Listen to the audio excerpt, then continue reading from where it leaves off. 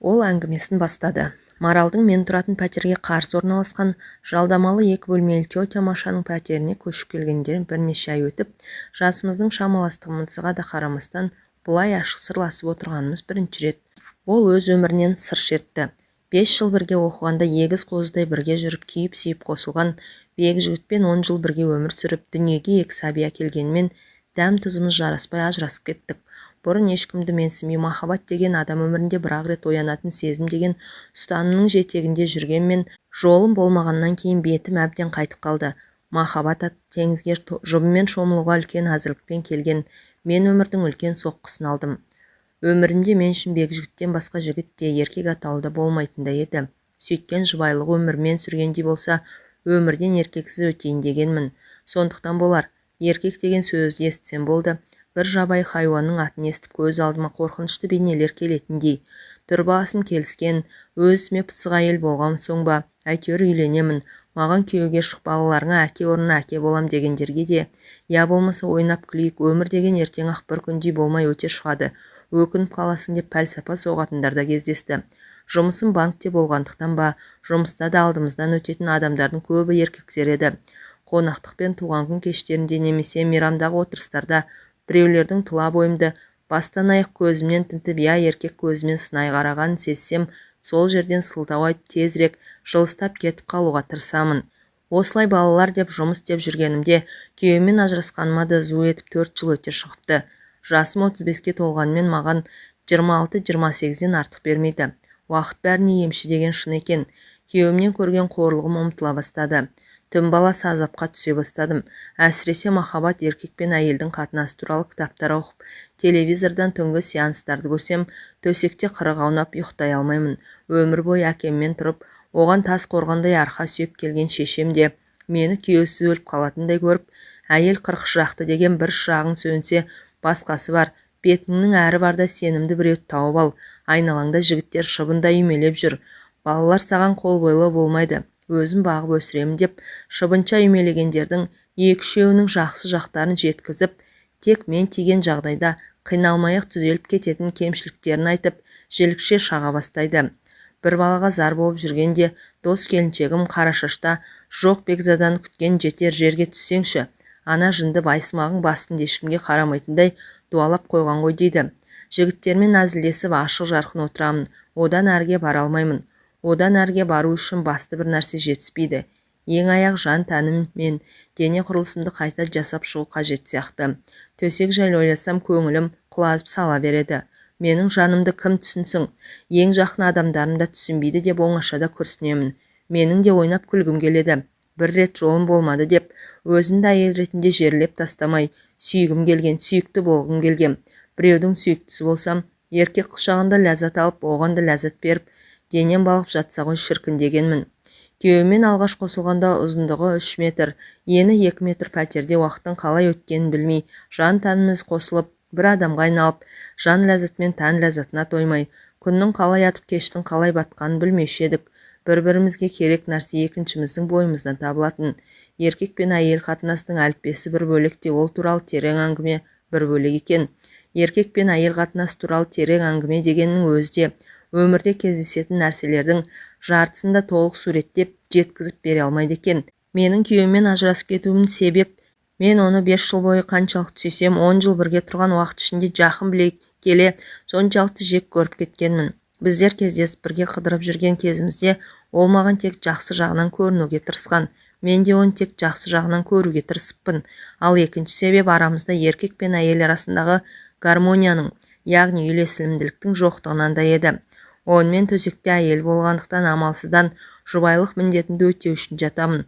Ал өз қызығымен өзі болып жатқанда, мен оның бір қажет затының міндетін атқарып, ештеңеге араласпай, жұмысын қашан бітеді екен, тез бітірсе екен деп жататынмын. Кейде тезірек ұйықтап қалса екен деп, үй шаруасын істеп жүріп аламын, бірақ ол ұйықтамайды.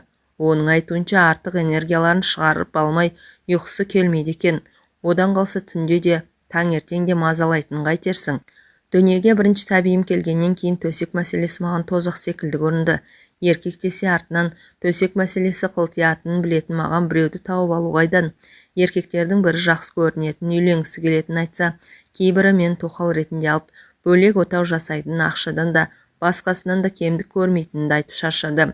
Соңынан кейбіреу неткен салқын әйелсің деп теріс айналса, күдер үзбеген кейбіреулер 3-4 жыл осылай тыптың шетегіне намаз оқып жүрсің бе деп, ден сау өз сұлу әйел әншейін ішкі мұңын сыртқа шығармай жасырады деп аяушылық білдіргендей болады. Өмір табиғат заңы өз деген істеді ме, әлде өзімдей дос құрбыларымның сөз қамшы болды ма?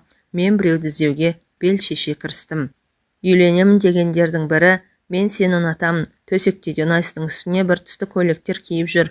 Мен көйлектерінің клеткасында, полоскасында да ұнатпаймын. Менің қандай түсті көйлектерді ұнататынымды да сұраған жоқ. Оның үстіне бір түсті көйлектерін әкеліп тастағандай сөйледі. Оны осыдан кейін ұнатпайтынымды да, омен зауқым жоқтығында айтқан жоқпын. Тек қош бол, енді хабарласпа дедім. Енді үйленемін дегендерді қойып, олар мен меншігіндегі заттай көретін секілді. Тіпті олардың талғамымен киінуде де талап етпек. Ал мен өз басымның ерікті болғанын қалаймын. Ойнап күлейік дейтіндерді көрейік дедім. Олардың бірі Әбекең, ресторанға барамыз, әдемі киініп отырып алып кетем деген соң, барымды киіп шыққанда, ол нағыз қыз жібектің өзі болыпсың ғой деп ризашылығын жасыра алмаған. Қымбат шетелдік машинасымен бір ресторанға апарды. Онда шу көп екен, музыкасы да кілең орысша деп екіншісіне апарды. Әбекеңнің де танымайтын кісісі жоқ екен. Мұнда да алғашқы ресторандағыдай біреулермен жапырласып амандасып жатыр. Онда қымбаттығына қарамай тамақ мәзір мәз емес екен деп, ақыры ортанқол кафеге отырдық. Бірнеше жұма онымен дружить етіп, төсектес болғанда 40-қа толмаған кәсіпкер жігітке сезім де, әйел де керек емес. Тек сұлу нақсүйер не екінші әйелі бар деген атақ қана керек екенін түсініп, онымен бір жолата қоштастым. Шыбынша үймелегендердің ішіндегі екеуінен көңілім қалғанмен, үшінші бойдағы ажырасқан еркектен мен саған не үшін керекпін? Бай жоқ әйел болған соң коллекция үшін керекпін бе деп төтесінен сұрадым. Ол да жігіт екен. Мәймөңкелемей бірден тура жауабынан шалқамнан түсе жаздадым. Мен видеолардан көргендерді істеп көрсем деймін. Еркек пен әйел бір-бірінің қалаған істеуге әзір болса ғана төсек қатынастың мәні ашылады деді. Мен мұндай пікірге келіспейтіндіктен экспериментке бара алмайтынымды білдірдім. Еркек пен әйелді төсек қатынасына апаратын жол меніңше өз-өзінен еш әзірліксіз оянған сезімнен кейін табиғи түрде пайда болу керек сияқты. Сөйтіп аз уақыт ішінде үш еркектің атынсыз тастап, жақсы еркек әйелдердің қасында ешкімге қажеті жоқ, жаман еркектердің маған да қажеті жоқ деп, өзімнің интимдік өміріме мораторий жариялап алаңсыз тірлігіме кірістім. Тіпті еркек жігіт дегенді бойымнан да ойымнан да өшірген секілдедім. Енді тек бар ойым жұмыста болады, карьера жасаймын деп бекіндім. Бірақ бәрі Құдайдың қолында деген рас екен. Жылы күздің жексенбісі еді. Балаларды мамама апарып тастап үйді әктеуге кіріскенмін. Кешқұрым әрең бітіріп қатты шаршап тұрсам да, моншаға баруым керек болды. Оның кешкі сағат 10-ға дейін істейтінін білемін. Әрі үйден алыс болмаған соң, әрі кір денеме таза киім кием бе деп, сол күйі кір киіммен бара салдым. Үстімде әктен ағал-жағал болған кофта, төменгі жағымда трико шалбар, басында кепештен байлаған көнетоз ақ орамал. Моншаға келіп ентігіп, ішке енсем, кезекте бірталай адамдар отыр екен. Моншаның бірнеше жеке кабиналы душы. Соған билет алып, мен де бос орынға жайғастым. Қарсы бетте 4-5 еркек кезекте отыр. Үстімдегі лас киіммен ыңғайсызданып, төмен қарап отырсам да біреудің мені бақылап отырған көз қарасын сездім. Неге екенін қайдам, сірә лас киімнен ұялғаным болу керек. Бұл не қылған адам деп басымды көтеріп қарауға да батылым жетпеді. Ішімнен өзіме ренжіп, әншейіндегі аттылыға, жол жаяуға сөз бермейтін өжеттігім қайда кеткен деймін. Кезегім келгенде ешкімге сөз салмастан душқа кіріп кеттім. Рахаттанып душқа тиесілі 45 минут шомылып, шашымды сәл кептіріп, есік алдына шықсам, түн тастай қараңғы екен. Кісі аяғы басылған көше қорқынышты. Көзімді қараңғыға сәл үйретіп алып, бір аялдамадай жердегі үйіме асықтым. Қатты шаршағандықтан ба, әлде көше асфальтының ойдым-ойдым жері кінәлі ме? Бір кезде сол аяғым кілт етіп оңбай құлап түстім. Көзімнен жас ыршып кетті. Қараңғыда ешкім көрмеді деп қуансам да, екінші жағынан тұра алмағаным жақсы емес педі. 1-2 минутта басыма сан түрлі ойлар келді. Ешкім білмей жатып қалсам қайтемін, біреулер ұрынса қайтемін деп уайымдадым. Бар күшімді жинап тұра беріп едім. Жан даусым шығып кетті. Осыдан соң жақын жердегі аялдамадан біреудің сұлбасының маған қарай бет алғанын байқадым. Бойымды қорқыныш биледі. Жақындай бері тартып келе жатқан темекісін аяғымен басып өшірді. Өзімше намыстанып, Түк болмағандай бір аяғыма бар күшімді салып тұра беріп едім. Қозғалмаңыз деген ақырын болса да нық әмірлі дауыс естілді. Не ойларымды білмей айналамды қолымен сипалап тас іздедім. Не болса да қорғанып бақпақпын. Жақындаған ол менің ойымды түсінгендей, қорықпаңыз, сол аяғыңыз ғой, кәне, оған күш салмай тұрып көріңізші деп, мені демеп тұрғыза бастады. Бүкіл жан дүнием оның бет жүзін көрмесем де, бұл адамның моншадағы кезекте мені көзбен бағып сынай қарап отырған еркек екендігін сездім. Қалай қолтығымнан демесе де менің жүре алмайтыныма көзі жетті ғой деймін. Тұратын жерімді сұрап алып, қол дорбасын маған ұстатып, мойнымнан мықтап ұстап ал деді де көтеріп алды. Өзімді ет жеңді болмасам да біраз салмағым бар деп есептеймін. Мен басқа шара жоқтығынан ба, әлде маған бейтаныс жанның аяқ астынан келген қамқорлығы ұнады ма, айтқанын екетпедім. Ол алқына дем алып, адымдап жүріп келеді. Өз ойларымен алысып келе жатқанымда, енді қалай жүреміз деген дауыс естілді. Даусы бар ғой, ондай дауыс естісең айналаңның бәрінде беймай мамыржай тірлік орнап қалғандай әсер етеді. Адамның даусының соншалықты әсер ететінін бірінші рет көріп тұрмын. Бір аялдамадай жерге көтеріп келген адамның алдында енді мен ыңғайсыздандым. Үйге кіріңіз, шай ішіп кетіңіз деп, бір жағынан аурудан, бір жағы ол сөздерді әншейін тек бергі жағымнан сыпайылық сақтап айтқаным үшін өзімнен өзім ұялып, зорлана күлімсіредім. Ішімнен қайдағы шай деймін, үй іші астан кестең. Мұрын жарған әгесі маған ұнағанмен, оған ұнамауы мүмкін. Ойым бейтаныс жанға үйренейін деді ме, енді мен оған зер сала қарадым. 43-45-тегі бойы еңгезердей тіптік еркек, көздер адамға бір түрлі мұңды қарайды. Көз қарасы адамды тереңіне тартып әкететіндей, тек бетінің көлемді жерін ала орналасқан, мұрны да өзінше жарасымды орналасқан. Істеген жақсылық үшін рахмет айтып, ақша немесе бір шөлмек арақ ұстатып үйден шығарып салу керек деп ойладым. Менің жалғыз екенімді білсе, кетпей отырып алса қайтемін. Тағы ойына не келерін кім білсін деп ойладым. Жақсылығыңыз үшін рахмет. Менен қайтпаса да Құдайдан қайтсын, сигарет аларсы деп 1000 теңге ақша ұсындым. Оған тәуерлеу, арақ, не импортқа шығатын 5 жұлдызды Қазақстан коньяк келетін білемін. Ол болса, жақсылықты Құдай үшін не ақша үшін жасаған жоқпын деп дүңк ете қалды. Одан кейін үй ішін барлап үлгерсе керек. Жалғыз болсаң мен ешқайда кетпеймін деді. Шошып кетіп, о не дегеніңіз, қайтыңыз, үйіңізге қайтыңыз деп едім. Сені мұндай күйде жалғыз тастауға болмайды. 1-2 сағаттан кейін не болатын кім біледі деп қосып қойды. Менің бір әкем ба, ағам ба секілді өзі. Аты Досбол екен. Қорқсам да сыр бермеуге тырыстым. Қозғала алмай отырмын. Менің айтуымен ол залдағы диванға өзіне төсек салып, маған балалардың бөлмесіне төсек салып берді. Еңбектеп жүріп жастық астына үйдегі ең үлкен өткір пышақты жасырдым. Сол күні ол таң атқанша қасымда болды. Өзі ештеңе сұраған жоқ. Менің сұрақтарыма қысқаша жауап берді. Бірақ өзінің жеке басы мен жанұясы туралы ештеңе айтпады. Менің қарсылығыма қарамай, аяғыма комфорт амайын өз қолымен жағып берді. Сіңірі созылған ғой, 2-3 күн қозғалма, ештеңе етпейді, бірақ рентгенге түсіп тексеру артық етпейді деді. Мені таңдандырғаны, оның маған әйел деп қарамаған еді. Оған мен сәл-пәл ренжіп қалғандай болдым. Иә ағам, иә інім секілді. Таң атқанша қасымда туысымдай отырып та шықты. Таңертең көршімді шақырып беріп, сау бол енді құлама деп жай ғана шығып кетті. Ішімнен импотент деп ойладым. Сол себепті маған қауіпсіз көрінді. Кетіп бара жатқан оның артынан келіп тұрыңыз деп айқайлап үлгердім. Маған кездескен не мен білетін еркектермен салыстырғанда өзіме сол деген теңеуім дұрыс секілді. Менің есімде оның мұңды көз қарасы мен бөтен бір көрген әйелге, жақын туысына жасағандай жақсылығы ғана қалды. Я, сосын шамамен 4-5 аялдамадай жерде тұратынын айтқан есімде. Арада бірнеше айдай уақыт өтті. Балаларымды мамама апарып дос қызымның туған күніне барғалы жатқанмын. Бұл уақытта тағы бір шыбынша үймелегеннің атын сызып үлгердім. Есік қоңырауы қағылғанда ашсам моншадағы танысым Досбол екен. Жұмыс бабымен ұзақ уақыт сапарда болыпты. Аяқ астынан батылданып, туған күнге бірге барайық дедім. Жанұясы туралы ештеңе айтпаса да әлде бір ішкі түйсік арқылы әйелсіз тұратынын сезгенмін. Оның үстіне істеген жақсылығы да менің тарапымнан өтеусіз қалған. Бармаймын. Аяғың жазылды ма? Мүмкін бір жерге барып отырармыз дегем. Тек жағдайыңды білейін деп келдім деп қайтуға жиналды. Мені аяқ астынан не шайтан түрткенін білмеймін. Дос қызыма көршіден телефон соғып бара алмайтынымды айттым да, онымен бірге баруға келістім. Кафеге бардық. Ол ақ арақ ішіп отырды. Мен өзіме қызуы 10-12 градустан аспайтын қызыл қою тәтті шарабын алдырдым.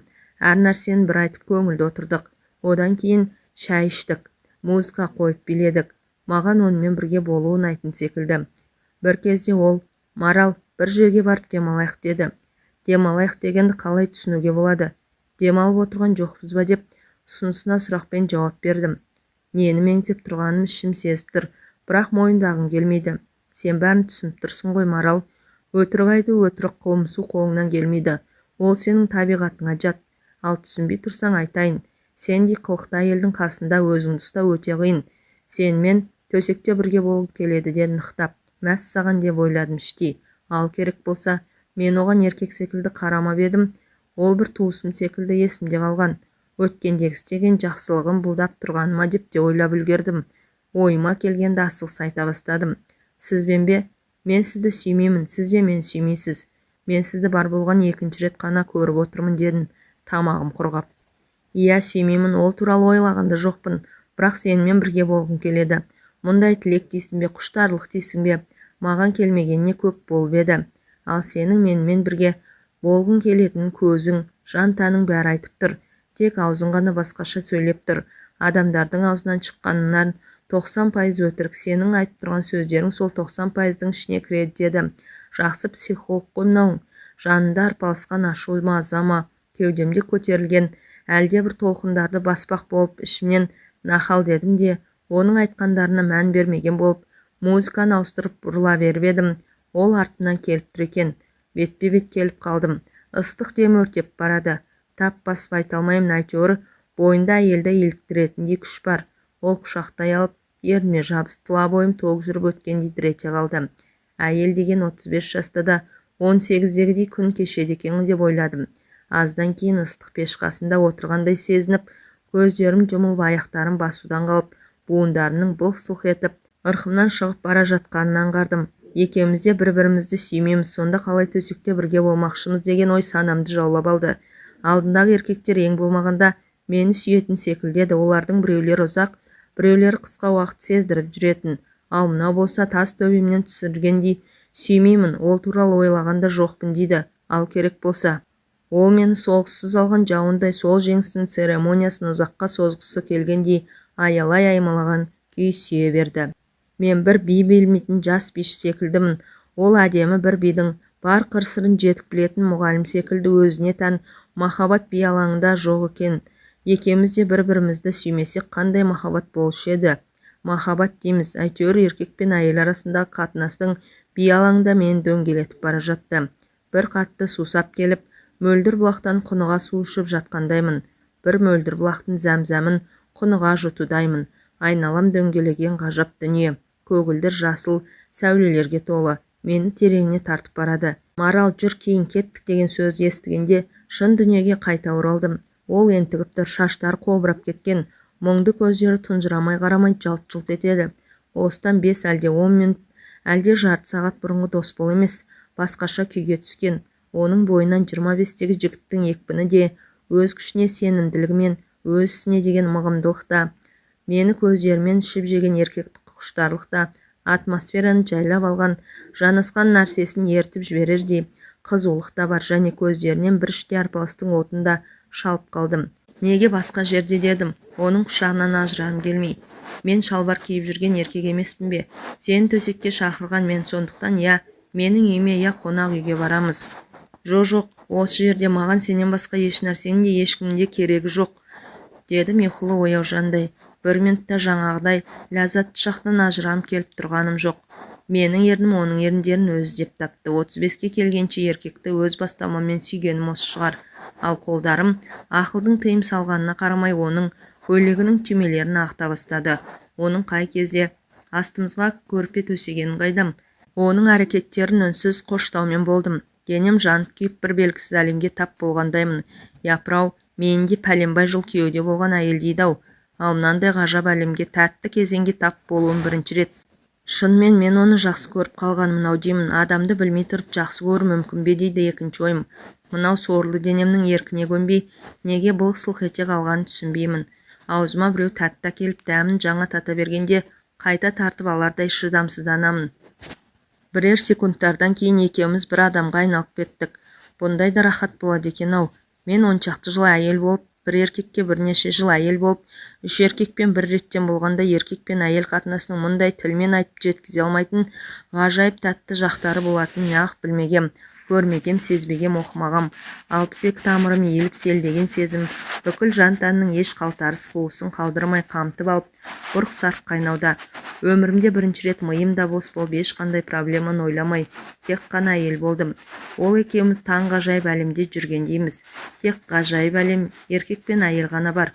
Екеуміздің жан-тәніміз бірігіп кеткен, сондай ажырасалар емес. Есінің кіресілі шығасылы көздерімді ашуға шамам жеткенде, оның жіпсіген маңдайына, кең кеудесіне спортпен айналысқанның, әлде айналысатынның куәсіндей, бұлтыңдаған бұлтшық еттеріне шырайланып күлімсіреген жүзімен жұмулы көздеріне көзім түседі. Осы ләззатты сәттің ұзаққа созылуы оған ғана байланысты екендігін сезгендей, бойынан күші кетерде білінер-білінбес тоқтата қойып екеумізге енген ғажайып әлемнің келесі бір қызығын көрсетеді. Арасында ақ сазаным-ау бұлқынған, маралым-ау, сені бала туған әйел деп кім айтады? Қолын мүшең бұзылмапты деп құшырлана айтады. Мен де сандырақтап аузыма түскен нәрселерді айтқым келеді, бірақ айта алмаймын, ят секілді. Оған деген ризашылығымды, оны жақсы көріп кеткен сезімімді жасыра алмай, ол сөздер аузымнан еріксіз шығып кеткісі келеді, бірақ шығармауға тырысып жатырмын. Құдайыма өзің кешір, әйел атанып бұрын көрмеген ләззатты ешкімді жақсы көрмей, не еркектің өзіме деген сезімін сезінбей, еш дайындықсыз бірақ сәтте бастан кешіріп жатқаным өңімде емес түсімде секілді. Түс болса түсім-ақ болсын, тек аяқталмаса екен, ең болмағанда созыла түссе екен деймін. Досболдың қимылымен бірге бойыма бір күш құйылып жатыр. Ол күш менің өмірімді сүйе түсуіме, өмірде тек проблемалар мен қиындықтар, я даңғаза қызықшылықтар ғана емес, ешқандай ақша сатып әпере алмайтын, ешқандай байлық бере алмайтын, тәтті ләззатты ғұмырға бергісіз, әрі сондай ақылға сыйғысыз ғажап сәттерде болатын дәлелдеп, көр ізде дәмін тат ие бол деп итермелегендей болады. Қанша қиындықты бастан кешсем де өмірді сүйуші едім. Енді өмірге одан сайын ғашықпын. Дос болмаған ләззат сыйлаған сайын мен өзімнің әйел екенімді жете сезініп, мен де оған тек әйел бере алатын ләззат сыйлағым келеді. Бұл сәттерде мен оның қандай тілегі болса да орындауға әзір едім. Бірақ ол ештеңе айтпады да, өтінбеді де. Оның қолдары кәдімгі ертектердегі айтылатын сиқырлы таяқша секілді еді. Денені соншалықты бір нәзіктікпен, жылылықпен әрі өзімсіне сипағаны да, өзінің қимылдарына икемдегенде, бәрі де шебер еркектің қолдары сезіледі. Оның кезекті қимылынан тұншықтыра еріне жабысып, даусының бір-екі рет оқ шығып аяқтарын дәнтек шалт қимылмен қозғағанда бойындағы қуатын шығара бастағанын сезді. Өзінің шымыр ет жеңді денесімен бүкіл аппақ денені жаба түсті. Сөз арасында айтып қалған 90 килограмм салмағын қауырсын құрлы көріп жатқан жоқпын. Басында денемде жеп-жеңіл сонау жалын шашып тұрған 18-ге қайта оралғандаймын. Неге екенін білмеймін. Қуанышым қойныма симайды. Бұрқ-сарқ қайнаған құштарлықта алып ұшқан сезім, сумаңдаған нәпсі көп уақыттан бері еркек құшағын көрмей, суысқан іңкәрлік бәрі сабасына түскен. Тек еркек пен әйелдің бір-біріне деген ризашылығы, тояттану, мастану және өзінің әйелдік я еркектік болмысыңды сезіну ғана ауада қалықтап тұнып қалған. Мен осы екінші рет көріп отырған адамыма екінші рет қарыз болғаным түсіндім. Оның әйел ретінде оянбаған әйел екенсің дегені маған көп нәрсені ұқтырғандай. Ол 10 жыл әйел болып 2 бала туған әйелге еркек пен әйел арасындағы төсек ләззатын ұқтырған алғашқы еркек болды. Бір жауы жеңіп келгендей батырдай риза болып жатырсың ғой дедім. Айтқым келген басқа еді. Мен оны ұнатып қалғанымды түсіндім, бірақ оны өзім мойындағым келмеді. Тіпті олай ойлауға да қорықтым. Әрине сенбей оянбаған әрі қызуды әйелмен болу оңай дейсің бе? Мен екі бетім дуылдап отырып оған шындықты айттым. Онымен бірге болуымның басы да соңы да осы шығар, енді көрмеймін деп ойладым. Ол шындықты айтпақ түгіл өзім де мойындағым келмеген. Оның үстіне еркекке айтуға қалай дәтім барғанын білмеймін. Көздерімді алақанымен басып жатып, баяу бастағаным есімде. Мен сенімен бүгін төсекте алғашқы рет болсам да, бұл түннің ләззаты бірнеше айларға, мүмкін жылдарға жететін білемін. Мен мұндай күйді ешқашан кешкен емеспін. Оның кеудемде жатқан басын құшақтап шаштарын ұйпалақтаумен болдым. Ол мені құша түсіп, Сенің жан тәніңнің құпия кілтін тапқанмын ғой деп бауырына баса түсті. Біраздан соң екеуміз ғажайып дүниенің құшағына қайта ендік. Ол менің құшағымда ма, әлде оның құшағында ба? Әйтеуір құшақтасып жатып тәтті ұйқыға кетіппіз. Ертеңіне тұрғанда оның менің көздерімдегі мен іздеген еркек сенсің деген тұнып қалған сырды оқымасын деп көздерімді алып қашып оған тіке қарамауға тырыстым.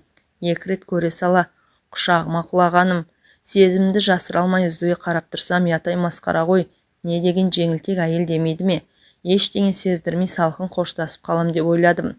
Ал өзім бүгін үйленейік десе де, жалаң аяқ қол ұстасып кетейік десе де әзір едім. Шіркін-ай, артымнан жылдап жүгірген анау шыбынша үймелегендердің бірі неге ол емес деп қапаландым. Ол тұрып, киініп, жуынып келіп шашымнан сипап отырды. Марал, сен мені кешір деді, даусы тұтыға шығып. Ол маған бір күн бірге өткізген түніміздің ләззатын бұзатындай бір нәрсе айтқалы тұрғандай бойымды қорқыныш биледі. Ондай тәтті шақ неге тез өтеді деп ойлағанша болған жоқ. Оның даусына алыстан талып естілді. Мен өзіме ешбір әйелді жақсы көрмеуге, сүймеуге уәде бергенмін. Керек десе әйел біткеннен кек алуға бекінген едім. Менің жүрегімде жара бар. Жас жара, қаны әлі сорғалап тұр. Мен сүйген әйел мені 20 жыл бойы алдап келіпті. Пәк қыз болып шықпаса да, оны кешіріп, үлкен жүрекпен сенделген сезіммен сүйіп едім. Ал бірақ ол 18 жыл бойы өз балам деп келген баламның өзімдік емес екенін тосын білуден артық қандай қайғы бар. Бұдан артық не сорақылық болушы еді. Бұл әйелдер тарапынан болатын ең ауыр қылмыс емес пе? Баламның ауыр операциядан шыққанына қарамай, ештеңе түсіндірмей үйден шығып жүре бердім. Сол кеткеннен мол кеттім. Әйелім бәрін түсінді. Ештеңе демеді. Баламның менікі емес екені сол операция кезінде анықталған. Бала қанының группасы менің де әйелімнің де группасымен сәйкес емес. Мен де қазір де бейтаныс адамдарды бір көргеннен қандай адам екенін танитын қасиет пайда болған. Сен таза мөлдір бұлақ секілдісің. Сенің жаныңды жаралағым келмейді. Қош бол. Сенімен қоштаспасам, сені сүйіп қалуым мүмкін. Маған уақыт керек. Сен емес, үлкен сезіммен қашып барам. Мен енді ешкімді сүйгімде, жүрегім мен жанымды қинағымда келмейді. Қош. Ол есікті жаппастан шығып кете берді. Артынан тұра жүгіргім келген, ойыма келген әлдебір нәрселерді айтқым келген, қасында қал дегім келген, саған маңдай торсықтай ұл туып берем дегім келген. Қиын сәттерде оның мойнына асылып, қорғанышым барын сезініп, құшағында тұрып шағынып жылап алғым келген, қуаныштарымен бөліскім келген. Ол жұмыстан келгенде анамның үйренгеніне, өзіңе жақсы істегенің бізге жақсы деп үйреткен тамақ түрлерін алдына қойғым келген. Соңғы кезде қойып кеткен қасы көзімді сәл бояп, әдемі иіс су жағып, қасында жайнап жүргім келген. Бірақ оның бірін де айта алмадым. Әлде айтқым келмеді, әлде тыңдайтынына сенімді болмадым. Ол кеткесін есікті жауып неге екенін білмеймін, қатты жылап қала бердім. Еркектердің өздері түгіл, көлеңкелерін де көргім келмейді, аттарын да естігім келмейді. Мен дос болды бір жерден шыға келеді ме деп әлі күнге күтіп жүрмін. Моншаға барған сайын оның көз қарасын іздеймін. Қиналған сәттерімде оны іздеймін, қол ұшын созып, бір қалтарыстан шыға келетіндей. Түндерде де кірпіктерім айқаспай, тек соны ғана ойлаймын. Балаларымның әкесі де сол болса деймін. Айлар өтіп жатыр, одан да күдерімді үзгім келеді. Бірақ бір нәрсені анық сездім. Маған одан басқа ешкімге керек емес. Шыбынша үймелегендермен болмақ түгілі, сынамақ түгілі аттарын да естігім келмейтін болды. Досболдың бір келетінін жан дүниеммен сезіп, әр күнімді үмітпен қарсы алып жүрмін. Келмесе іздеймін. Оны табуға белімді бекем буғанмын. Ол 4-5 аялдама жерде тұрамын деген білдірмей, кездейсоқ кездескен боламын. Оны сүйетінімді қалай да ретін тауып білдіремін.